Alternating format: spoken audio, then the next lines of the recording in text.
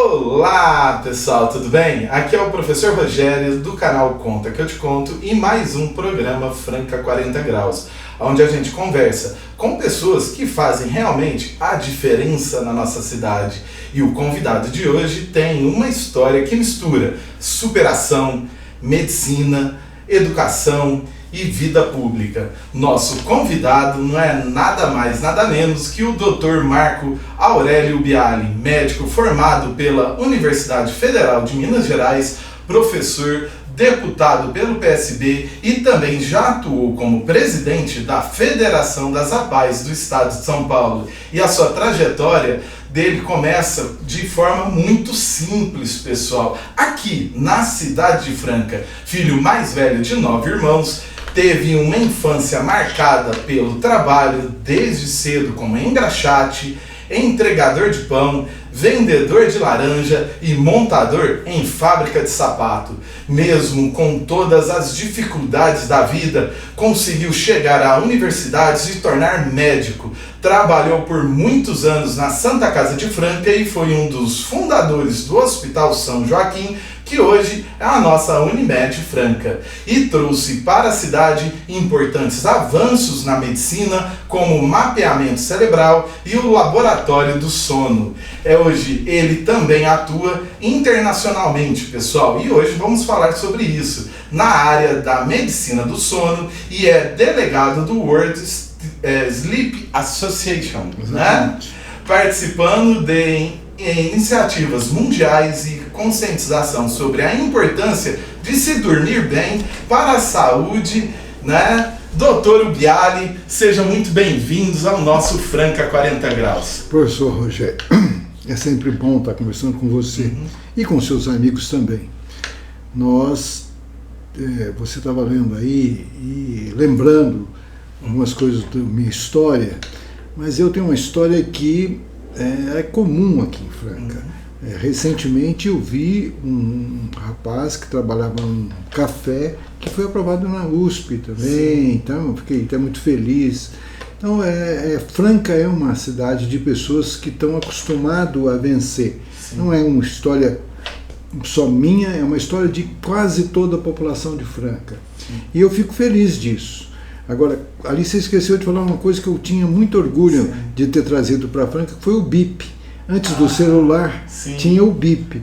E quando o celular veio, eu falei, essa coisa de BIP não vai dar muito certo mais, não, isso vai desaparecer. A gente tinha inovado, porque o BIP antigamente necessitava de 2 chamadas, 3 até. A pessoa chamava a central bipava a pessoa e a pessoa tinha que chamá-la para depois ela fazer a terceira ligação para quem interessava a ela. E aí a gente colocou um bip que vinha com um display que tinha o número do telefone que ele precisava ligar. Então ganhou uma chamada, foi muito interessante. Foi o primeiro lugar do Brasil que fez isso, foi Franca, quando eu tinha o bip. Foi muito bacana isso. Que interessante, doutor. Muito bom, né? Doutor, o senhor teve uma infância bastante simples aqui na nossa cidade de Franca, não é? Eu morava na Vila Raicos, que é um canto da cidade, lá em cima, numa época em que não tinha nem esgoto, e foi muito difícil fazer o esgoto, porque lá não precisava de uma elevatória, e essa elevatória, os prefeitos que entravam e saíam não faziam. Quando eu era médico ainda não tinha, então eu cheguei, fui atrás disso, foi uma luta muito grande, mas finalmente fizeram a elevatória e colocaram o esgoto na Vila Raicos. Era tipicamente Franca tipicamente tinha Vila Raicos era complicado. Era boa de futebol. Tinha 3 times de futebol bons, o Água Verde, o São Paulinho e a Congregação, que disputavam os campeonatos de várzea aqui com muita propriedade, disputavam mesmo. O São Paulinho sempre tinha muitas vitórias. O Água Verde disputava com o São Paulinho, que era um era aqui, o outro aqui, era bem próximo um do outro. Então mas assim, apesar de com muitas dificuldades, e eu trabalho desde cedo, como você citou, foi uma infância muito boa, porque muitos irmãos, né, nós éramos 9, e um acabava cuidando do outro. Eu me lembro das coisas que a gente fazia como coisas, entre aspas, erradas. A gente não tinha um muro na nossa casa, e o papai então começou a fazer um muro de taipa. Não sei se você sabe o que é muro de taipa. É terra batida, assim, que vai pondo terra e vai batendo. E ele falava, ó, ele punha a madeira, agora vocês põem terra e vai batendo, aí quando eu chegar de tarde eu faço mais. Então eu e meu irmão Luiz ficava brincando. Quando a gente via meu pai lá em cima, vindo a pé, porque ele atravessava o campinho, a gente via de longe, a gente corria e começava a fazer o muro. Ele sabia que a gente não estava fazendo nada, mas isso era uma forma. Fazia parte, né? Uma outra experiência assim que ficou muito marcada na minha vida foi quando a gente resolveu furar uma fossa, porque tinha uma fossa, ela já estava dando o seu tempo de vida útil, e a gente resolveu furar uma fossa. E no quintal da minha casa tinha 3 laranjeiras. Nunca deram laranjas e tal. Aí o papai falou, vamos pegar essa do meio e vamos tirar, vamos deixar as outras 2. E a gente começou a tirar. Mas era laranja plantada com semente. Rapaz, o que tinha de raizinha pequenininha, que era dura e não quebrava. Eu entrava embaixo para furar, mas eu sentia um calor enorme, eu detestava ficar embaixo. Eu ficava um pouquinho e falava, não, vou subir agora, eu puxo a lata de terra. E era uma coisa interessante da vida. Muito interessante, né? A nossa Franca de antigamente traz muitas recordações. Eu sou de uma época que Franca tinha 40 mil habitantes. Né? Você imagina isso, o tamanho. Eu conhecia quase todo mundo. A cidade acabava ali naquela pracinha do Cubatão. Ainda não tinha sido aberto nada por lado de cá. Né? Era um lugar pequeno. Tinha também, eu era da estação, e tinha uma rivalidade enorme entre a estação e o centro, que era a estação e o centro. A estação era um distrito, era o distrito da estação, onde tinha a estrada de ferro, onde chegava ali. E era assim, uma coisa terrível, tinha brigas de turma, que o povo aqui era meio brigador, e tinha o grupo do Cubatão, o grupo do Matadouro, que era a minha região. Eu não participava dessas brigas, mas eu era protegido por eles. Quando eu estava assim, tinha uma confusão, eles apareciam, tá tendo algum problema, Biar? Eu falei, não estou tendo problema nenhum, tá ótimo. Interessante, né? E como foram esses primeiros anos, né? E o que mais marcou nesse período de vida, esse período de infância, Dr. Biar? Eu acho que foi a dificuldade em aprender. Sim. A gente tinha... eu estudei no Barão da Franca, depois eu estudei no IETC um pouco tempo, depois eu fui para o Pestalozzi, onde eu fiz o ginásio e fiz o técnico. E fazia, na época que fazia o técnico à noite, eu fazia o científico de dia, porque eu não tinha certeza se eu conseguiria realmente entrar em medicina, e eu queria ter uma profissão. E naquela época, quem fazia o técnico no Pestalozzi acabava passando no Banco do Brasil, na Caixa Econômica, no Banespa. Aliás, vários colegas meus já estão aposentados há quase 30 anos, ou mais até, porque eles entraram nesses empregos. Eu queria fazer medicina, tinha isso desde pequeno, uma coisa que tinha na minha cabeça desde os 8, 9 anos de idade. Eu falava para todo mundo que ia fazer medicina. Eu tinha uma coleção de besouros, de bichinho, de borboleta, que eu não matava, eu pegava morta, porque eu não tinha, sempre protegi muita vida, qualquer tipo de vida. Eu não gosto de por nenhum motivo, sacrificar nenhum bichinho. Se eu puder, eu tenho algum bichinho, eu solto ele do lado de fora. Eu tenho minha índole de preservação da vida de toda a espécie, né? E aí eu, com essa dificuldade, principalmente inicial, naquela época a gente não tinha noção de quem tinha TDAH, de quem tinha autismo, de quem tinha alguma dificuldade. Eu hoje sei que eu tinha um pouco de TDAH, apesar de não ser hiperativo na sala de aula, porque tem TDAH sem ser hiperativo, né? TDAH é o transtorno de déficit de atenção e hiperatividade. Mas eu não tinha hiperatividade, mas eu tinha uma dificuldade muito grande de manter a atenção. Qualquer coisa me distraía. Então hoje eu reconheço isso. Talvez por isso que eu gosto tanto de atender pessoas com TDAH e déficit de atenção, porque acho que me vejo nessas pessoas e é importante, né? Não, isso era muito comum, é comum, né? Comum. É que as pessoas não prestam atenção, é aquele menino que é danado. Eu tinha um colega chamado Marino, aquele era um TDAH típico, sabe?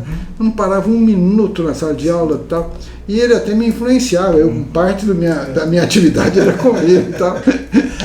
Interessante. E o seu hiperfoco? Na verdade, meu hiperfoco, eu não tinha um hiperfoco verdadeiro. Eu fui descobrir hiperfoco quando cinema. Eu adorava cinema. Se eu pudesse, eu via assim.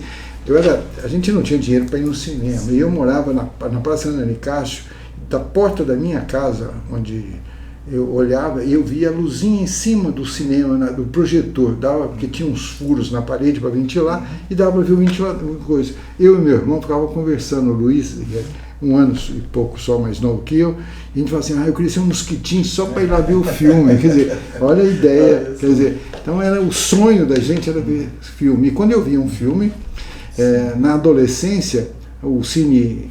Bristol? Não, aqui na Avenida, o Cine... Odeon? Não, na Cine Avenida, aqui na Avenida Presidente Vargas, no comecinho da Presidente Vargas. Do supermercado de São Paulo. Exatamente. Ali passava no sábado 2 filmes. Um era muito ruim sempre, o outro era sempre mais ou menos, porque só tinha uma empresa de cinema e era só sempre...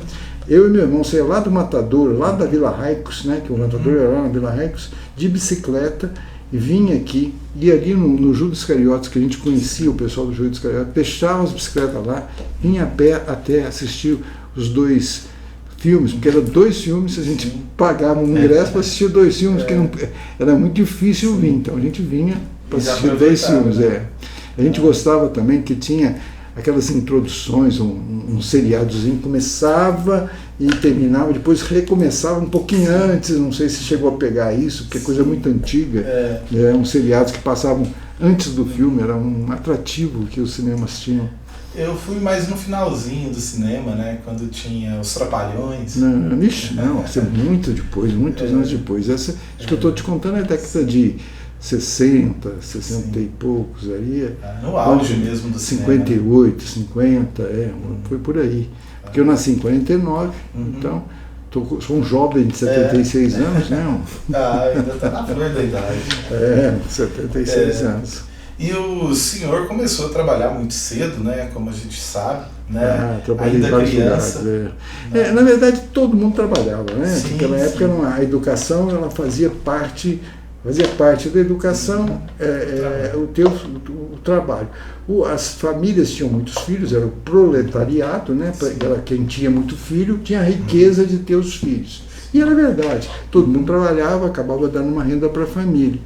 Eu trabalhei, o meu primeiro emprego foi na farmácia Santo Antônio, do tio Lourenço, era meu tio Lourenço Fernandes Rosa, que era o dono da farmácia. Ele comprou, foi quando ele comprou a farmácia eu fui para lá, lavar vidro, porque antigamente eles faziam manipulações de medicamentos, tinham uns vidrinhos, a gente ficava lavando os vidros, era a minha função lá. Posteriormente eu saí de lá e fui trabalhar como ajudante de montador. Eu não cheguei a ser montador, eu fui só ajudante de montador na Cassis e Jimenez, que ficava ali em frente naquele posto de gasolina que tem, quando você sai assim, vira o Banco do Brasil ali na estação, à direita, logo à esquerda, ali tinha uma fábrica de calçado que depois virou o Emanuel, e virou uma fábrica grande e tal, mas era o início deles. Eu tinha um tio que era um dos gerentes, era o gerente da fábrica, tio Dário, e ele falou, se você e o Luiz quiser vir trabalhar, que é meu irmão, nós fomos lá trabalhar, ganhava um pouco mais. Fiquei lá um tempo, depois eu fui trabalhar na Casa Única, que ficava ali na Praça 9 de Julho. Era uma casa de presentes que tinha na esquina, que vendia Vespa, que vendia motobike, uma bicicleta, e vendia presentes. Trabalhei lá um tempo muito grande junto com o Elim. Elim era um rapaz e a gente ficava lá dentro, a gente fazia entrega, ele era mais velho, mas era um grande companheiro de conversa, a gente conversava. Tinha o Nenê Bittar, que era o filho mais novo dos irmãos Bittar, que era dos donos da loja, que também era um companheiro. Um dia falou, o que você está fazendo? Ele me chamava de Marquinhos. O que você está fazendo, Marquinhos? Eu falei, não estou fazendo nada. Você não quer ir caçar comigo? Eu falei, caçar? Vamos. Então fui lá com ele. Nunca tinha visto uma caça. Eu falei, lá ver o que é isso. Aí ele também não sabia caçar nada, não. Ele tinha ganhado um cachorro perdigueiro e falou, vamos ver se esse cachorro sabe levantar a caça. E a gente foi lá e ele atirava. E eu, fica atrás de mim, fica atrás de mim. Então, experiências assim inesquecíveis, né?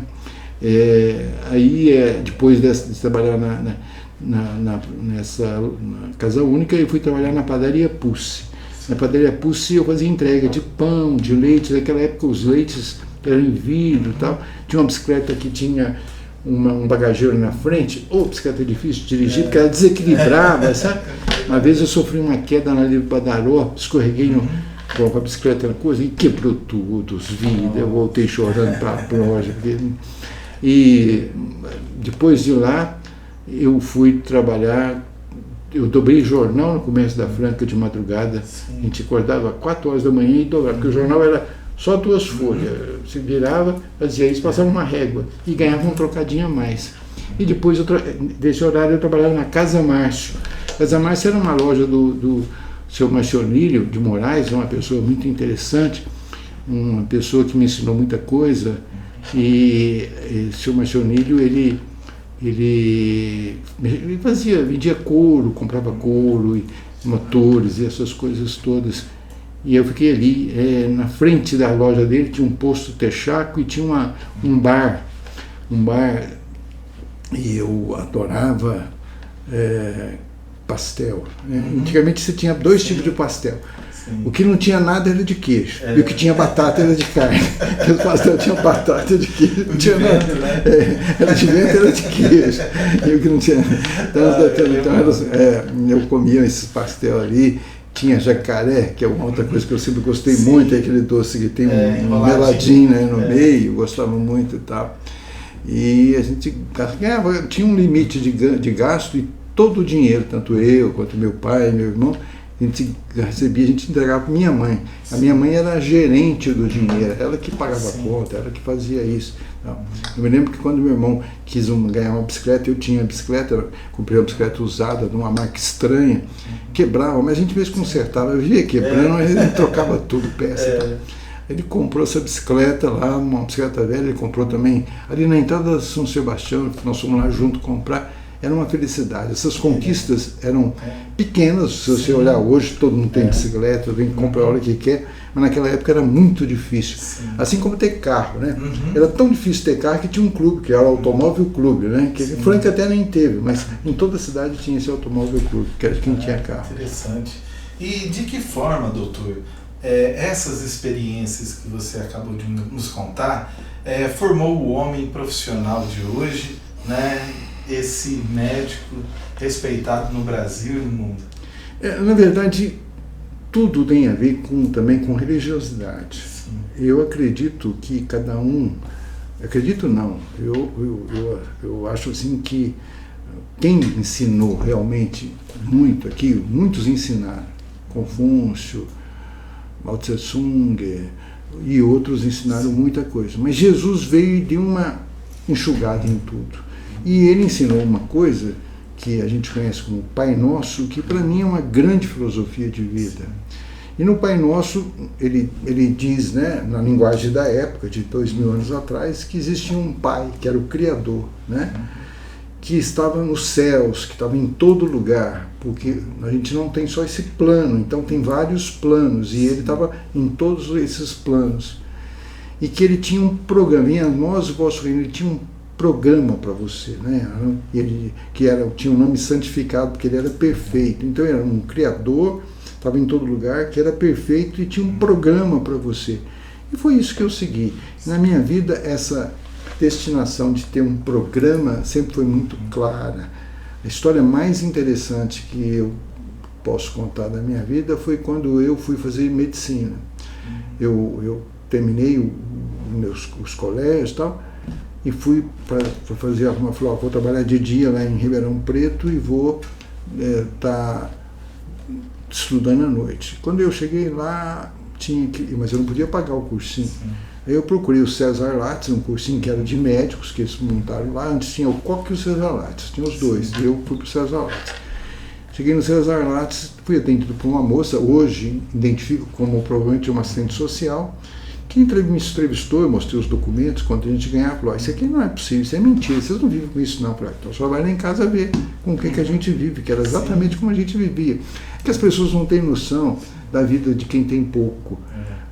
Outro dia mesmo, a minha secretária lá do lar estava dizendo, doutor, o senhor prefere a polenta, que eu gosto muito de polenta, com carne moída ou com costelinha? Costelinha, porque carne moída eu já comi muito na minha vida. Só que, por quê? Porque não tinha mistura. Arroz e feijão, a mistura era 100 gramas de carne moída, que fazia um tempero, a carne era um gosto, né? Ou então a gente ia fazer sopa, a gente ia no açougue, pedia para o açougueiro dar osso para a gente, ele dava osso cortado e a gente cozinhava aquilo com a sopa, fazia uma minestrone, que a gente falava em italiano, que era, você pegava, a gente tinha quintal com verdura, tinha galinha, tinha as coisas também, a gente sempre teve isso na nossa casa, parrilha de chuchu, couve sempre teve, então a gente ia lá, fazia uma limpeza na horta, misturava aquilo, punha aqueles ossos e punha para cozinhar com o que tinha sobrado do almoço, arroz, feijão. Aquilo dava um caldo. Nossa. E todo mundo ficava esperando, eu era o especialista nisso. Todo mundo esperava eu fazer. E aquilo dava um caldo que você comia e suava, extremamente forte, né? Sim. Então as pessoas não têm noção de que o quanto é importante 100 gramas de carne para uma pessoa, eventualmente, né? E na minha vida foi assim, isso me deu esses valores, o valor de respeitar. Eu ponho no prato, eu como, eu aprendi isso com meu pai, que toda hora que eu olho, se eu olho aqui, essa água que você colocou aqui para nós, eu digo assim, quanto não custou colocar ele nesse copo? Quanto não custou para tratar a água, para canalizar a água, nosso sistema de tratamento de água é muito dispendioso, porque exige canalizações enormes, tem que ter uma big estação de tratamento. Hoje já tem coisas mais modernas para você fazer esse tratamento e muito mais baratas. E aí então eu falei, não, eu vou comer, se eu pôr no meu prato eu como até o final. Eu evito pouco, né? Se eu vou em restaurante eu fico assim, se eles põem muita coisa, eu falo, cara, não põe no meu prato, porque leva isso aqui embora, porque eu não vou comer isso. Ou põe às vezes, atualmente eu não como muito feijão, já comi muito, agora não como muito. Aí eu venho com o feijão, não, pode levar o feijão de volta, para nem deixar a chance de ter que jogar fora, tá? Porque isso custou muita energia, muito sonho para fazer. É que nem guerra. Eu olho essas guerras que eu vejo aí na internet, aí no Oriente Médio, lá na Europa, e fico olhando, que absurdo, né? O cara tem lá um prédio, destrói o prédio. Gente, quanto sonho está destruído com aquelas bombas, aquelas coisas. Não estou pensando nem nas mortes no ser humano, que é uma atrocidade, né? Não existe razão nenhuma para esse tipo de atrocidade. Não existe direito, não existe medo. Eu vou atacar ele porque eu tenho medo dele me atacar. É uma coisa meio absurda, né? Então, eu não vejo isso, eu não consigo entender, foge da minha compreensão como é que as pessoas vivem isso, aceitam isso. E quando eu vejo aqueles sonhos destruídos, gente, se acontecesse comigo, com a minha família, com meus amigos, olha como eu ia ficar arrasado de ver tudo destruído, cara. Cai a casa, cai tudo, né? E ainda perde as vidas da pessoa, né? Sonho, a casa é um sonho, dentro da casa uma série de lembranças. Quantas lembrancinhas você não tem aqui, que você nem lembra mais, nem pega, mas quando você pega, fala, que legal essa lembrança. É verdade. Em algum momento, na sua juventude, o senhor já pensou em ser médico, né? E esse sonho surgiu... Não, o sonho de ser médico é o seguinte, quando eu tinha 7 anos de idade, eu tive uma infecção renal muito grave. Eu fiquei 3 anos sem comer nada de sal. Era meu tormento, porque até hoje como pouco sal, mas naquela época eu adorava pastel. A mamãe, para não deixar eu sem pastel, fazia pastel sem sal. Nunca coma, é melhor não comer, né? Aí eu ia muito no Dr. Cirilo Barcelos, que ele, praticamente todo mês eu dava no Dr. Cirilo Barcelos. E eu olhava e gostava daquele jeito dele, ele era muito carinhoso com a gente e tal. E eu falava, eu vou ser médico. E tomei essa decisão com 7 anos de idade. E aí, algumas pessoas durante a minha vida, até eu lembro muito de uma história de uma tia minha, tia Ivone, que era uma pessoa muito bacana, me ajudou muito em muitas coisas, mas ela fala assim, Marquinhos, para de bobagem, fica falando que você vai ser médico, não dá para você ser médico, você não tem dinheiro para isso não, você não consegue nem estudar para isso. Eu falei, tia, eu vou ser médico. Então, era um sonho que eu mantive. E quando eu fracassei com esse sonho, uma vez eu fracassei nesse sonho, eu falei, vou desistir. Foi quando eu fui ganhar essa bolsa lá dessa moça, eu comecei a contar essa história e parei, e aí a moça acabou me dando a bolsa lá, né? depois disso, com a arrogância de adolescente que eu tive com ela, falei, ou você não me dá, é que você me dá 50%, eu falei, ou você me dá 100% ou não me dá nada, porque eu não vou poder pagar os 50%. E ela me deu 100%, me ajudou muito, né? Devo muito da minha vida de médico ao César Lattes, que fez uma reformulação. Eu aprendi em um ano o que eu tive dificuldade de aprender nos outros anos anteriores. Tá? Eu estava o dia todo dia, inclusive sábado, domingo de manhã. Sábado o dia todo e domingo de manhã. Porque eu estudava à noite e ficava estudando o dia todo aquele material que eu recebia.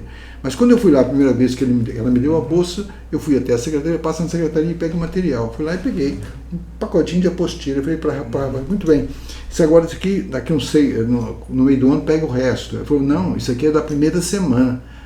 Eu comecei a olhar aquilo no ônibus, indo para Franca, e me desesperei, eu não sabia nada daquilo. Falei, cara, não vou dar conta. Aí cheguei em casa, e eu sempre chorei muito, né? Chorei e tal. Aí meu pai e minha mãe falaram, nós vamos dar um jeito. E eles deram um jeito. Falaram com o senhor Mário Tedesco, que era o patrão do meu pai trabalhava com ele desde os 7 anos de idade. Ele foi para a casa dele com a mãe do senhor Mário Tedesco, que era muito amiga, ela era italiana, calabresa, e amiga do meu avô, que era do norte da Itália, mas era muito amigo dela. E ela um dia falou para ele, João, ele chamava João, você tem aquele monte de filho, manda para ficar aqui comigo, o Mário fica saindo, ele era jovem, né, fica saindo aí, eu fico sozinho. Ele mandou o meu pai. E meu pai foi criado então lá por eles e sempre trabalhou na funerária, foi o único emprego que ele teve na vida. E ele falou com o senhor Mário Tedesco, o senhor Mário Tedesco falou, não, eu vou arrumar o dinheiro para ele morar lá e não precisa trabalhar. Aí ele me pagava a comida e a pensão, né? E eu fiquei lá, devo ser médico ao senhor Mário Tedesco também. Que ele esteja em um bom lugar no céu, porque se eu fiz alguma coisa boa na vida, foi por causa dele que me ajudou muito. E tem uma história dele até muito interessante. Mas ele, com isso eu fui estudando. Quando eu tinha 470 alunos, né, no cursinho, na sala do cursinho à noite. Eu fiz a primeira prova, eu fiquei lá no final. Sim. Quando eu fiz a última, eu fui os 73 na classificação, né, no final do ano. Aí eu passei em 2 faculdades. E toda essa história que eu estou te contando é para dizer como os céus me dirigem a minha vida. Porque quando eu fui fazer o vestibular, eu só podia fazer o vestibular em escola pública. E aí eu fiz em Brasília, fiz no Ribeirão Preto e fiz em BH. Fiz a inscrição, fazia a distância e tal. Não conhecia Brasília, não conhecia Belo Horizonte, conhecia Ribeirão porque estava estudando lá. Aí eu fui para Brasília e eu fui um dos poucos que foi aprovado lá. Aí fiquei muito feliz, fiquei metidinho, botei uma boininha da UNB e tal. E estou aí, sassaricando, vou passar em Ribeirão. E estou indo muito bem nas provas. Quando cheguei na prova de inglês, eu saí muito mal. E aí eu saí mal na prova de inglês, e aí em Ribeirão a disputa era muito acirrada, eu acabei não passando em Ribeirão. Aí eu pensei comigo assim, falei, cara, eu não vou fazer Belo Horizonte. Por quê? Porque se eu fizer Belo Horizonte e não passar, vai ficar muito chato. Vai ficar parecendo que eu só passei na fácil. Né? E eu fiquei aqui passeando. Aí meu pai me chamou e falou, Marquinhos, você não vai fazer, você não tem outra prova para fazer? Eu falei, tenho, mas não vou fazer, pai, eu vou fazer medicina em Brasília. Ele falou, não, senhor, você vai fazer. Eu falei, pai, eu não sei porque o senhor quer que eu faça. Eu já passei, eu vou para Brasília. Eu falei, não, senhor, você vai fazer. Eu falei, pai, eu não conheço Belo Horizonte. Eu tenho que pagar ônibus para ir, pagar ônibus para voltar. São 7 dias de vestibular. Eu tenho que ficar lá na pensão 7 dias. Nós não temos dinheiro, eu tenho que comer lá. E eu não temos dinheiro, como é que eu vou? Ele falou, vou arrumar o dinheiro e você vai. Ele arrumou o dinheiro e eu fui. E eu passei em Belo Horizonte também. E foi uma surpresa, porque quando eu queria só passar em medicina, podia ser em qualquer faculdade, esse era meu sonho. Quando eu passei em Belo Horizonte, eu descobri que a Belo Horizonte disputava o primeiro lugar com a USP. Tinha os melhores professores e os estrangeiros estavam todos lá, né? O Boiô, um monte de gente, né? Que eram importantíssimos, publicavam muito, tal, que naquela época não tinha essa noção. E ainda tinha uma fundação chamada Mendes Pimentel, que resolveu minha vida, porque ela dava alimentação para você durante o tempo que você estudava. Depois você tinha 2 anos de carência e você pagava com outro aluno aquilo que você recebeu. Extremamente inteligente, eu gostei muito desse curso, né? E eu recebi essa bolsa deles, a minha situação, todo mundo que analisava aprovava, que era realmente pobre, né? Então, e aí foi uma assim, resolveu minha vida. E lá eu conheci minha esposa, eu tenho os filhos que eu tenho, porque eu casei com essa esposa. Ela foi ser médica lá, ela era de Teoflotone, foi estudar em Belo Horizonte também. Então eu acho assim que ela tinha que ser assim. E eu perguntava para meu pai, mas por que o senhor fez eu fazer a prova lá em Belo Horizonte? Ele falou, não sei, eu só sei que você tinha que fazer. Quer dizer, são coisas que estão marcadas na sua vida, né? Coisa de Deus, né? Eu acho isso. Eu acho isso. E gostaria de saber do senhor, doutor, qual foi a importância de estudar, né, no ensino básico numa escola pública? Bom, era a única que tinha, né? Naquela época não tinha escola particular, assim, as particulares que tinham não eram tão boas. Eu estudava no Pestalozzi à noite porque eu não conseguia estudar no IETC. A particular não era a melhor escola. A Pestalozzi foi ganhando nome, fama ao longo do tempo, foi se construindo como uma grande escola. Tinha a diretora, era uma pessoa incrível, cuidava dos alunos, né? O próprio Dr. Tomás Novelino era uma pessoa que queria que aquela escola fosse o ensino era fundamental. Mas assim, acho que o mais importante do estudo era o que a minha mãe falava, e meu pai também falava, mas a minha mãe falava mais. Ela dizia assim, ou você estuda ou você não vai ser nada, porque era um valor da época, um valor de que o estudo era muito importante. Né? Hoje é ser artista, é ser influenciador, que é o objetivo, não é mais o estudo. Mas na minha época o estudo era fundamental. Ou você estudava ou você não ia ser nada. Papai falava muito isso, eu não posso deixar nada para vocês. Até deixou algumas coisas, mas ele imaginava que não ia deixar nada. Mas a uma coisa que eu posso fazer para vocês é vocês estudarem. Papai era muito inteligente, a mamãe também. Papai tinha um caderninho que durante muitos anos ficou com a minha irmã, pena que sumiu, que era um caderninho assim com o capricho que ele tinha e tal. Minha mãe já teve pouca escolaridade e ela era muito esperta e tal. Ela fez até o 3º ano em escola rural. E a gente brincava com ela, mãe, Deus não dá asa para cobra, porque a senhora, do jeito que a senhora tivesse estudado, a senhora era um avião, era presidente do Brasil. É verdade.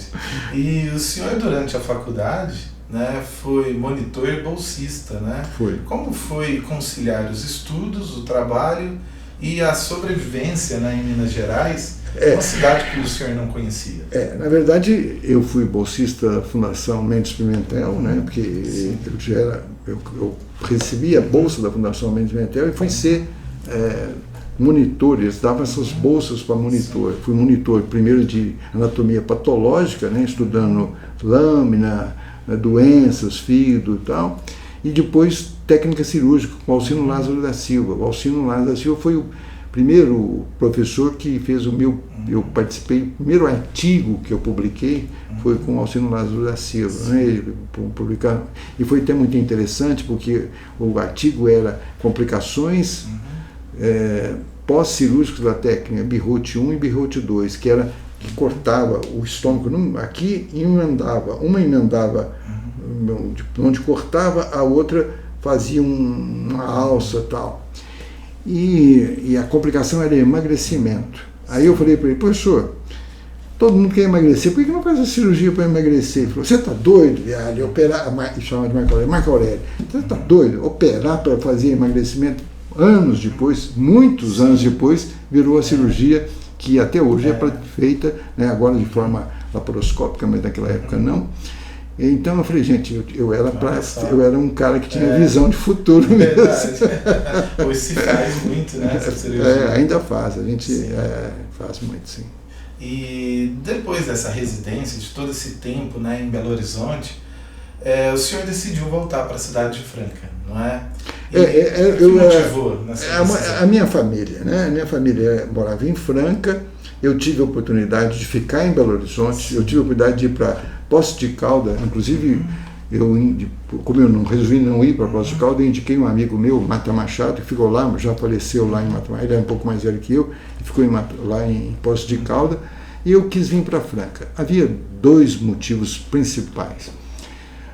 Na época aqui, como neurocirurgião, só tinha um, que era o Pestana, que era um neurocirurgião, um jovem alto na época, hoje já falecido também, E tinha, como neurologista, tinha o Dr. Elesbon, que até hoje ainda trabalha, né? É mais velho que eu e ainda trabalha, e o Max, que estava meio...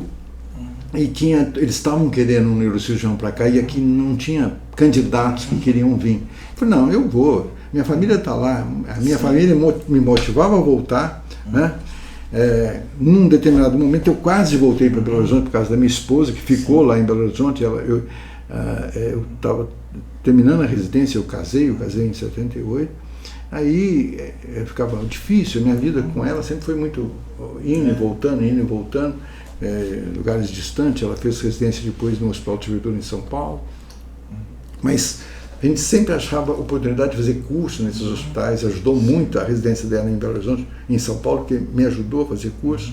Ela entrou aqui em Ribeirão, mas depois optou por São Paulo para continuar a residência.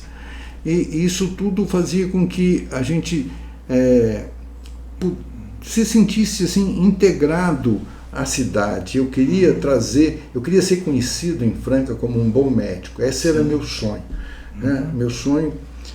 Quando eu cheguei aqui, eu comecei a trabalhar, e a minha vontade foi sempre de falar assim, não, o Bialy é um bom médico, né? E eu fui trabalhando, e acho que tive sucesso, né? Porque eu consegui trabalhar em muitas coisas. Eu atendo de criança a idoso, até hoje eu atendo de criança a idoso. Gosto muito de trabalhar com crianças atípicas, que é o TDAH, que é o autismo, né, e outras, RET e outras síndromes que tem. E me sinto, assim, sempre tive uma vocação para pessoa com deficiência. Talvez porque durante uma época da minha vida, papai tomava conta de uma fábrica, e além dele tinha um emprego na funerária, ele tomava conta de uma fábrica de um tio meu que tinha mudado para Ribeirão. Era uma fábrica de caixotes de madeira para pôr calçado, porque não tinha papelão naquela época, então fazia as caixas de madeira. E nós, meninos, assim, muito danado, ele falou, não mexe com coisa que corta. E eu peguei um enxó, não sei se você conhece o instrumento enxó, que você bate e ele corta, e eu não tinha tamanho, eu subi na caixa, devia ser uma caixa de 1,5 metro assim, e bati um enxó e cortei minha rótula direita. E durante 2 anos eu tive que andar de muleta, que a muleta é comum mesmo, tal. E minha perna não esticava, o doutor Círio tinha suturado e tal. E aí um dia, descendo o meu quarto, eu ficava dentro do barracão dessa fábrica, porque o papai tomava conta da fábrica, com isso ele tinha o direito de morar na casa, né? Que lá a conta era muito justinha, então morar na casa já funcionava. E aí eu fui descer, escorreguei, caí, abriu de novo a coisa e caiu hoje eu sei que era um coágulo organizado, que a gente chama. A mamãe pegou aquilo, pôs num pano, e a gente foi para a Santa Casa. O doutor Círio olhou e falou, isso aqui é um coágulo organizado, agora ele vai sarar, agora ele estica a perna. Daí uns 10, 15 dias eu estava esticando a perna, fiquei bem. Então eu andei, eu senti um pouco da dificuldade de que é uma pessoa que tem uma deficiência e tal. E além disso, a mamãe fazia muito favor para o Dr. Círio Barcelos, que não cobrava a consulta da gente, por isso que a gente ia muito lá, porque ele não cobrava a consulta, né? É uma das coisas que eu tento fazer um pouco, porque agora com Unimed, essas coisas que antigamente não tinha nem INPS. Papai tinha IAPTEC, que era um convênio que os motoristas tinham, ele tinha esse convênio de IAPTEC, né? E aí ela ia muito levar crianças para ser internado no Hospital André Luiz, em São Paulo. Ela que levava. E quase sempre essas crianças vinham aqui de fazenda, de algum lugar, e ficavam lá em casa. Me impressionava muito aquelas crianças eram os autistas, né? Extremamente agressivos, autismo grave, ou então crianças com retardo mental muito grave. E aquilo me marcou muito. Eu era criança também, quase da idade dessas crianças, e aquilo influenciou muito nas minhas decisões. Interessante, né? Mas nós vamos falar de sono hoje, da World Sleep Association. Então acaba nosso tempo ali, não vamos nada de sono, hein? É verdade. O senhor trabalhou por muitos anos na Santa Casa, e como foi, né, trabalhar esse tempo na Santa Casa e a fundação do Hospital São Joaquim? Na verdade eu trabalhava na Santa Casa, eu me dava muito bem. Antigamente a gente tinha um andar todo, que era o segundo andar. Naquela época não tinha cinto de segurança, não tinha capacete, então tinha muito acidente. Todos internados, era uma clínica muito grande, a gente operava muito. Praticamente operava todo dia, operava aneurisma, operava coluna, tudo era cirúrgico, né? E eu estava lá e a minha mulher estava terminando a escola e queria fazer uma residência. E na cabeça dela, na época, ela queria fazer pediatria. E aí a Santa Casa, naquela época, tinha assim uns grupos que eram fechados. Sim. E ela, mesmo sendo minha esposa, que era um médico da Santa Casa, se ela fosse vir para a pediatria, naquela época a pediatria estava fechada. Falei para ela, aí o Joaquim estava construindo o hospital e estava com dificuldade. O primeiro grupo que ele fez era pequeno, e o Joaquim resolveu aumentar o número de sócios, Dr. Joaquim Pereira Ribeiro. E aí ele me ofereceu. Eu falei, para mim eu não tenho interesse não, mas para minha esposa eu compro. E eu comprei a cota do hospital, e a gente foi construindo o hospital. Quando o hospital ficou pronto, aconteceu um fato interessante, porque a Santa Casa também, nessa época, tinha mania de querer ser a única. Ela tinha fundado o Hospital do Coração já, ela queria dominar tudo que tinha, era para ela. O seu Manir era o gestor, era um gestor muito bom, foi uma época que a Santa Casa estava muito poderosa, né? Aí ele disse o seguinte, eles quiseram comprar o hospital, e o Joaquim não quis vender, porque o Joaquim tinha uma birra meio com a Santa Casa e tal. Sim. Aí fundou, né, o hospital. Aí, não, o hospital já estava pronto, né? Aí, o que aconteceu? Aí ele falou, bom, então, quem está no hospital, ou sai do hospital e vem para cá, só fica aqui, ou então nós não vai poder internar mais. Mas assim, era uma decisão não oficial. Aí ela falou assim, vai internar, lógico que vai. Mas aí começou a acontecer o seguinte, nossos pacientes chegavam na Santa Casa para internar e diziam, não tem vaga. E tinha vaga. Aí o Cleomar, o Dr. Cleomar era um dos nossos sócios, ele ia lá, ele brigava e acabava internando. E eu falei, você quer saber? Eu vou para o hospital. Foi isso que levantou o hospital. Se a gente tivesse ficado na Santa Casa, talvez não tivesse dado tanta importância para o hospital. Aí nós todos fomos para o hospital. Aí o Joaquim reuniu lá um dia e disse, nós vamos fazer, agora tem que ter plantão e tal. Eu falei, não tem problema nenhum. Eu posso dar plantão aqui, agora você não me pede dinheiro para pôr aqui no hospital, porque eu não tenho mais dinheiro. Porque minha grande renda era a Santa Casa, onde eu trabalhava, operava, agora eu não tenho. Aí nós começamos a trabalhar só no hospital. O hospital montou um convênio, que era o convênio do Hospital São Joaquim, e fomos trabalhando ali com aquele convênio, foi dando certo e tal. Aí, com passado alguns anos, o Joaquim começou a ter uma conversa da Unimed de montar um hospital próprio. Aí o Joaquim falou, vamos tentar vender esse hospital para ela, né? E aí foi uma negociação com o Dr. Otto, o Dr. Ricardo Bessa, e o Dr. Paim, na época o Paulo Sérgio também, vários médicos começaram a conversar e tal. Mas eu era dos sócios do São Joaquim o que menos fazia a administração e política lá dentro. Eu vivia a minha vida. Aí um dia o Joaquim chegou para mim, eu cheguei lá e falou, Bia, vem cá. Não vai conseguir dar negócio na Unimed. Eu falei, porque eu sabia do negócio, porque eles tinham falado numa reunião nossa. Né?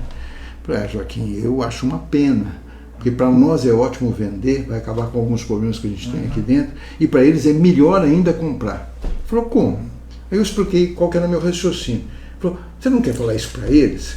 Eu falei, não, Joaquim, não quero não. Vocês estão negociando faz quase uns 2 meses, ninguém nunca me chamou para nada, agora eu vou chegar lá e falar isso. Né? Eu falei, não, eu ligo para eles, falo, se você ligar e eles me convidarem, eu vou lá, mas só se for convidado. E daí a pouco eu peguei a minha mãe para visitar um funcionário que tinha quebrado a perna, e a gente está no carro, eles ligam, né? Aí já tinha celular, que celular grandão e tal. Queriam falar com você, negócio da compra do hospital, o pessoal da Unimed ligando. Falei, agora eu não posso, estou indo com a minha mãe num lugar. Se vocês quiser aguardar, daqui uma meia hora eu estou desocupado. Nós aguardamos você aqui. Aí meia hora eu cheguei lá no hospital, e aí na discussão lá com os colegas, um deles falou assim, não, porque o hospital não vale, o preço do hospital ele foi vendido por 12 milhões. O hospital não vale 12 milhões. E a Unimed vale 8, não sei. Aí eu falei, vocês estão vendendo a Unimed, eu tenho interesse em comprar. Fala, não estou vendendo Unimed. Eu falei, por que vocês fizeram preço na Unimed então? Ó, conta que vocês estão fazendo, está totalmente errado. Unimed, vários 8 que você está falando. E o hospital, vários 12 que está falando. Porque você tem, se você unir os dois, vai valer 30 milhões. E não vai valer nenhum, não é 8 com 12 dá 20. Mais ainda, nós temos aqui uma série de médicos que vão ter que entrar na Unimed. Esses médicos vão ter que comprar cota da Unimed. Então, a primeira, segunda parcela, vocês não vão nem pôr dinheiro do bolso, são os próprios médicos do hospital vão comprando a cota da Unimed e vão pagar as primeiras parcelas.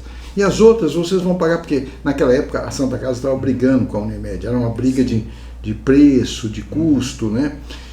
E aí eles se convenceram da minha conversa, porque era nítido que era um bom negócio. Aí saiu o negócio. Na última hora ainda, aí começou aquela negociação mais profunda. Na última hora, tinha um pessoal nosso que não queria vender, e tinha um pessoal da Unimed que queria negociar. O Otto me ligou, eu tinha uma fábrica de reciclagem de plástico, estava lá na fábrica, ele ligou para mim e falou, Biari, não, mas vocês têm que baixar um pouquinho, tal, porque os caras fizeram 12 milhões e não tiram nada, né? Porque eles não queriam, tinha um grupo que não queria vender. Aí eu falei, Otto, você não entendeu uma coisa. Se eles falarem que eles querem os 12 milhões em nota de R$1, vocês arrumam 12 milhões em nota de R$1. Porque tem gente lá que não quer vender. Sim. Não adianta você chegar pedindo, não, mas todo negócio tem uma margem. Então, não tem, porque lá tem um grupo forte que não quer vender. Que quem resolveu vender foi o Joaquim. E o Joaquim era líder. E tinha um grupo lá que não queria vender, mas que era amigo, por exemplo, o Dr. Cleomar não queria vender, o Miguel não queria vender, o Dr. Rossini não queria vender, mas o Cleomar e o Rossini, por exemplo, e o Pádua e o Cássio, eles não, se o Joaquim falasse vermelho é vermelho, se fosse verde é verde, mas eles, se pudessem, eles escapavam. Falei, ó, você não entendeu a dinâmica do negócio, compra, se falar para pagar em nota de 1, e eles acabaram pagando, deu tudo certo, não sobrou dinheiro depois, porque aí entrou mais dinheiro, entrou os médicos, pagaram. Hoje o hospital é uma realidade, e para nós estava muito difícil crescer o hospital.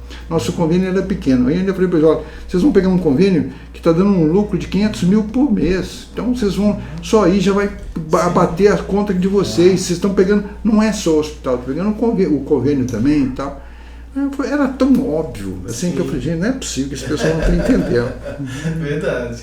E, doutor Biali, vamos falar um pouco, né, da questão do sono, porque recentemente nós tivemos aí o Dia, né, Mundial do Sono, e é uma data criada para conscientizar a população sobre a importância do descanso para a saúde, não é verdade?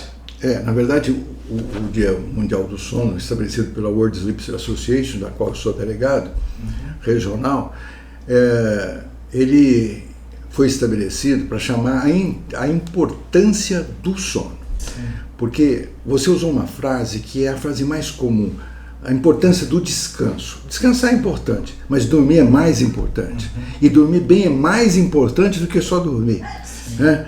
Tem gente que vai no meu consultório e diz assim, eu durmo muito bem, se eu encostar aqui eu vou dormir. É porque dorme mal à noite. Sim. Porque quem está muito bem não tem sono. Aí eu estou vendo televisão e eu durmo. Aí eu estou lendo um livro, eu não consigo nem lembrar a outra página que acabei de ler. É porque não está dormindo bem. Ou então a pessoa tem muito refluxo. E fala assim, eu já fui, minha válvula está boa, porque às vezes é um problema de válvula, né, epigástrica, mas minha válvula está boa, tal, mas eu não melhoro esse refluxo. É um problema de apneia do sono. Ou então a pessoa tem fibrilação arterial, que é um problema no coração, uma disritmia do coração que não melhora, pode ser um problema no sono. Ou então a pessoa tem pressão alta que não melhora, toma remédio não melhora, mas não investigou o sono, e às vezes a causa está no sono, às vezes melhorando o sono, você pode tirar até o remédio da pressão. Eu tive várias pessoas que baixaram, eu tenho uma paciente que teve ontem no consultório, a pressão dela está 10%, eu falei, estou sem remédio nenhum, como é que está 10%? Você está dormindo melhor, tá? Né? E na verdade ela não está nem com aparelho, está só dormindo melhor. E a gente então quer conscientizar algumas coisas do sono. Então a importância dele, né? Você pode ter derrame, pode ter infarto, você pode ter depressão. Para homem pode dar um distúrbio de sexualidade, de impotência, o fato de não estar dormindo direito. Para a mulher, obesidade, a obesidade piora a apneia e quem não dorme bem faz regime e não melhora. Fala, eu não como quase nada e eu não consigo emagrecer. Problema de apneia do sono, aumento de hormônios da saciedade e diminuição dos hormônios da saciedade e aumento dos hormônios da fome. Então, ele é muito importante. E algumas coisas, por exemplo, tem pessoas que dizem, eu não consigo dormir. Não, sono é impositivo, todo mundo dorme um pouquinho, porque é impositivo, não vai dormir direito, a pessoa nem percebe que está dormindo. Né? Aquela pessoa que está na frente da televisão, vendo televisão, aí você vai lá e desliga a televisão, por que você desligou a televisão? Ué, se você está dormindo, não, eu estou vendo, quer dizer, você nem percebe que está acordado e dormindo ali, aquele chamado fase 1 do sono. E a gente chama atenção porque se você tem uma insônia, você pode ter 3 tipos de insônia, começo da noite, meio da noite, final da noite. Se você tem uma insônia, você precisa tratar, e o tratamento não é medicamentoso. O tratamento é terapia cognitivo-comportamental, que é uma coisa muito importante, é mudança de hábito. Você pega a criança, vai lá no consultório, a escola pediu para trazer para o senhor porque ele está muito hiperativo. Aí você vai investigar, a criança tem problema de sono, não para na cama, fica rodando à noite. A pessoa, ela levanta, ela não dorme, ela acorda e vai para o quarto do pai e da mãe, faz com que a mãe durma do lado dela, porque ela fica acordando toda hora para ver se a mãe está do lado. Ou então ela tem ronco, porque ela tem um adenoide, umas amígdalas são muito grandes, ou tem um desvio de septo, ou respira pela boca. Só o fato de respirar pela boca já é um problema que tem que ser resolvido. Então, são coisas assim. Aí você fala assim, mas ele tem TDAH ou tem problema de sono? Não, tem problema de sono, que está levando a um TDAH. Se você tratar o problema de sono, sarou o TDAH. Entendeu? Autismo, todo autista tem problema de sono. E o pai e a mãe não vê que tem problema de sono, nem o pediatra, que quase sempre não pergunta sobre o sono. Mas está sabido, uma alteração genética que dá nos autistas, principalmente no nível 1, que é o autista mais leve, aquele que você custa perceber que ele é autista. Então, existe um distúrbio de sono importantíssimo. E como você quer que ele melhore a socialização, que ele desenvolva, que ele se integre socialmente muito bem, e isso é feito durante o sono, se ele não dorme bem, ele não vai fazer essa integração. Então, é fundamental. E a World Sleep Association, ela vem destacar isso. O quanto é fundamental estudar o sono, prestar atenção em dormir. Se você não tem recurso ou não quer fazer, observe o sono da sua esposa, observe o sono dos seus filhos. A observação já pode trazer uma série de situações. Mas esses exames agora estão muito mais baratos, estão muito mais fáceis. Os convênios dão o exame, então você pode fazer pelos convênios. Nós estamos tentando credenciar pelo SUS, estamos conversando com a prefeitura para ver se a prefeitura autoriza fazer pelo SUS, porque essa parte é da prefeitura, não é do Estado. E se a prefeitura deveria autorizar, porque pessoas que trabalham em turno, é sabido que pessoas que trabalham em turno têm uma redução do tempo de vida. Quer dizer, olha que coisa séria. Né? Motorista profissional, todos tinham que fazer polissonografia. Empresas que trabalham com máquinas pesadas e grandes, que custam muito dinheiro, eles obrigam o motorista a fazer, para saber se ele está bem. Assim como faz teste para se está usando droga ou não, você tem que fazer para o sono. Porque você ficar sem dormir, às vezes leva você a ter um comportamento pior do que você tomar 8 copos de chopp. Porque se passou a noite sem dormir, você vai dirigir, sua atenção está menor do que se tivesse tomado 8 copos de chopp. E você sabe que dirigir e beber não pode. Então, não dormir e dirigir também não pode. Sim, o senhor até me descreveu um pouco, porque quando criança eu fiz a cirurgia da adenoide, fiz a cirurgia da septoplastia e recentemente fui diagnosticado, né, com apneia, né? E faço uso, né, do CPAP. Né? E para mim, doutor, foi uma revolução. Apesar do incômodo, né, da máscara e tal, que eu coloco no nariz. Não, mas tem máscara muito boa agora. Tem uma de silicone que eu comprei.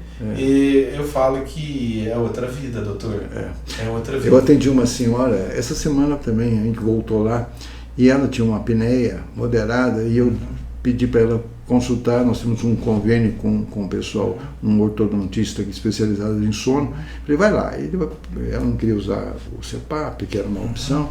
Vai lá, ele vai fazer uma uma plaquinha para você, vai melhorar. Ela chegou lá e falou, doutor, é maravilhoso essa plaquinha, eu sou outra pessoa, tal. A pessoa se sente. E às vezes a gente vai fazer a polissonografia de titulação, e a pessoa fica 10 dias com o aparelho, aí a pessoa, quando já volta, eu falei, vamos ver o aparelho. Eu falei, não, já comprei o aparelho. É verdade. Eu fiz isso, né? Eu fiz a polissonografia, né? E depois eu fui comprar o aparelho. Nossa, é outra coisa. É outra coisa. Parece que você... E então, a gente está nessa semana do sono agora, e tivemos o dia 13, o último foi o Dia Internacional do Sono. E é para isso, para chamar a atenção. Quero agradecer a você ter aberto esse espaço aqui para a World Sleep Association, que eu estou aqui em nome da World Sleep Association, para que você, dizendo que Franca 40 graus, é 40 graus mesmo, porque está tomando conta de tudo. Você ficou me enrolando aqui nas perguntas, eu falei para esse coisa não vai sair, estou olhando lá, está acabando o tempo, e você me perguntando da minha vida. Eu vou falar, porque eu gosto de falar da minha vida. Eu sou uma pessoa feliz. Eu fui na doutora Rita Moscardini hoje de manhã, quando ela falou, e aí, Beato, você está bem? Eu falei, eu estou sempre bem, Rita. Ela falou, pois é, lembrou minha tia, que sempre falava, tinha 90 e poucos anos, e falava, estou sempre bem, Rita. Então, e é isso, a gente tem que se sentir bem. Eu sempre digo no consultório, né? Eu faço algumas coisas meio estranhas no consultório, como, por exemplo, rezar o Pai Nosso com muitos pacientes meus. Eu faço isso porque eu acho que é importante. Acho que a religiosidade, a espiritualidade, o CRM também já reconhece isso. Eu fui no Conselho Federal de Medicina fazer um curso de espiritualidade e medicina. Lá, o ano passado eu fui a Brasília. Porque essa semana passada eu fiz um curso, não pude nem, nós combinamos a entrevista, mas eu fiz o curso de o sono em autista. Eu fui lá fazer um curso em São Paulo para poder fazer aprender mais sobre isso. Então eu estou sempre fazendo curso. E num desses cursos, uma das partes foi rapidinha, disse assim, olha, você está com depressão, coloca um sorriso no rosto. No começo ele é falso, mas daí a pouco você vai perceber que ele passa a ser verdadeiro. Né? Então é o contrário, quando você fica triste, você fica mais amarrado, você abaixa a cabeça, aí você vai ficar pior. Então quando você estiver com uma depressão, você não sai para a rua, não vai para a festa, mas coloca um sorriso no rosto, levanta a cabeça, que o ato de levantar a cabeça e colocar um sorriso no rosto já melhora você. E não é apenas psicológico, como a gente fala, né?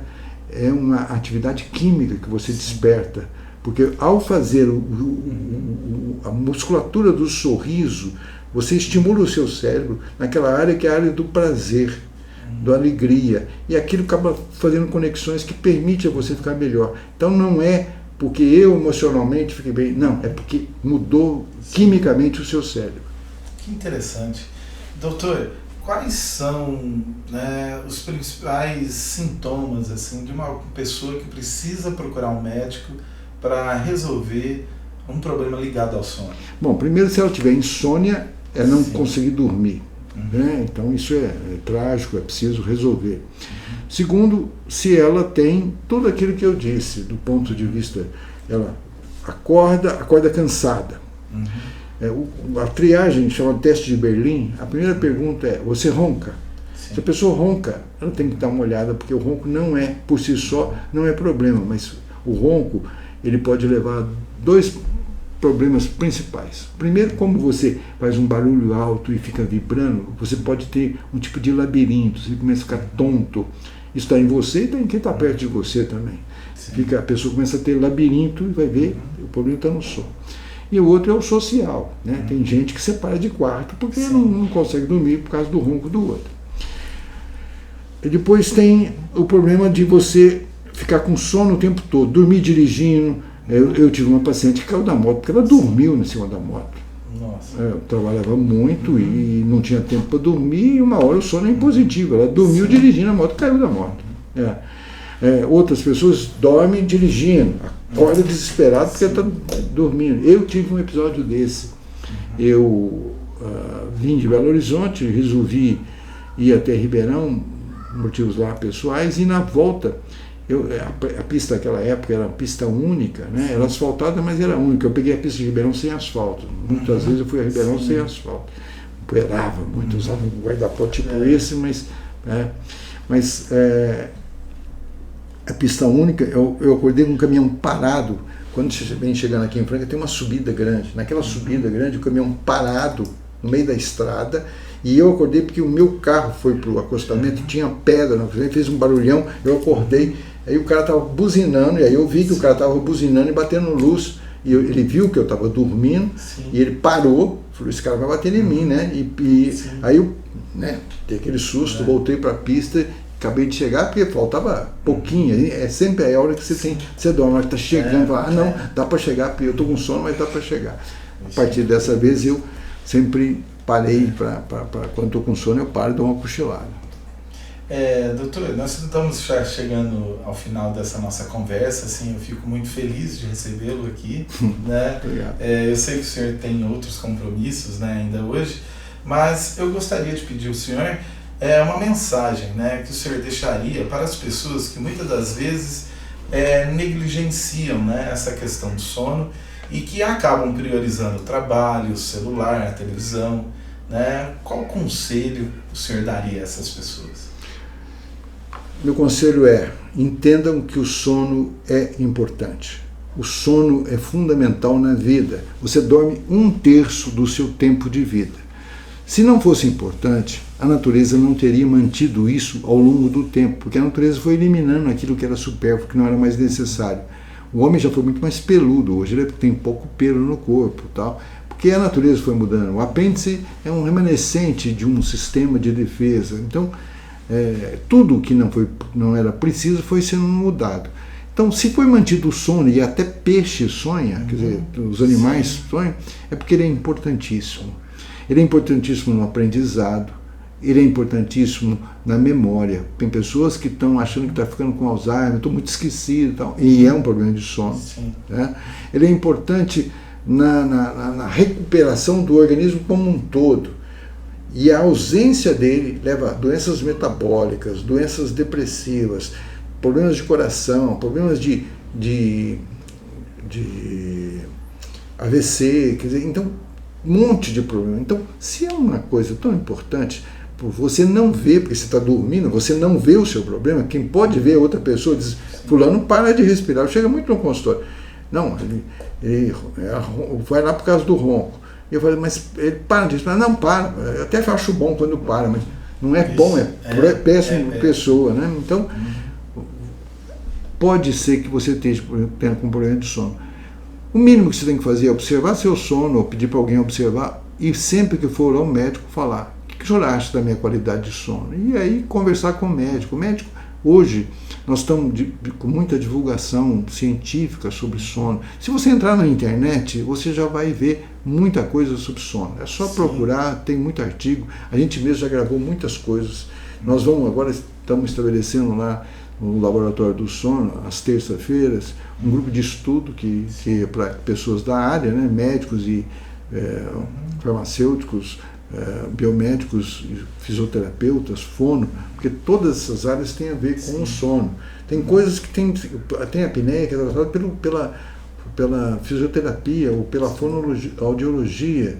Então, não é só o médico, é uma coisa que envolve muitas pessoas. Interessante. Tem alguns estudos que mostram que 87% dos idosos podem ter apneia do sono. Não é? Apneia, sim. O idoso tem mais, a mulher tem mais do que o homem, de apneia. E tem um trabalho desse ano, lá em São Paulo, do Instituto do Sono, onde eu pertenço ao grupo de estudo lá, que 67% das pessoas da cidade de São Paulo têm problemas de sono. 67%. Mais da metade. E poucas pessoas procuram, né, um profissional.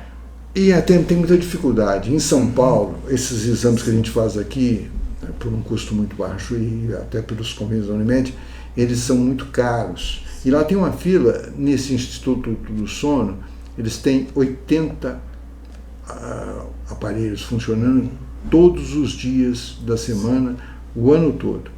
E eles têm uma fila de 1.500 pessoas na espera. Você vê a quantidade de pessoas, porque não é um exame simples. Tem um exame que é feito em casa, que chamam de polissonografia. polieletroencefalografia, e não é, porque né, ele pega alguns dados, ou tem o artigo que é aquele do relógio, mas aquilo não é um exame que você tem todos os dados. Ele pode pegar uma apneia grave, ele vai pegar, porque aí até não precisa nem fazer o exame, só de olhar você vai pegar. Mas esse exame está cada vez sendo menos usado. Aí ele diz, não, mas é um conforto da casa, tal. Olha, o exame que é feito no conforto da casa, ele tem que ter um outro problema, tem que deixar um técnico lá na casa para poder montar um aparelho e, se possível, ficar lá a noite toda. Porque quando sai um eletrodo, a pessoa não percebe, ela está dormindo, como é que ela vai fazer? Então, é preciso de repetir muito e às vezes não está dando certo e os laboratórios não querem ficar repetindo o exame, porque isso tem custo.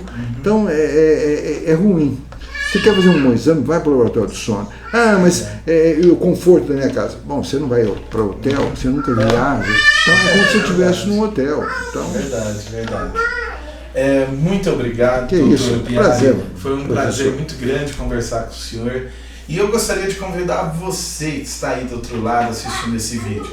Deixe os comentários nesse vídeo que eu terei prazer de encaminhar todas as suas dúvidas para o Dr. Bialy. Dr. Bialy, responde para nós, nossos telespectadores. Pode mandar que eu responderei.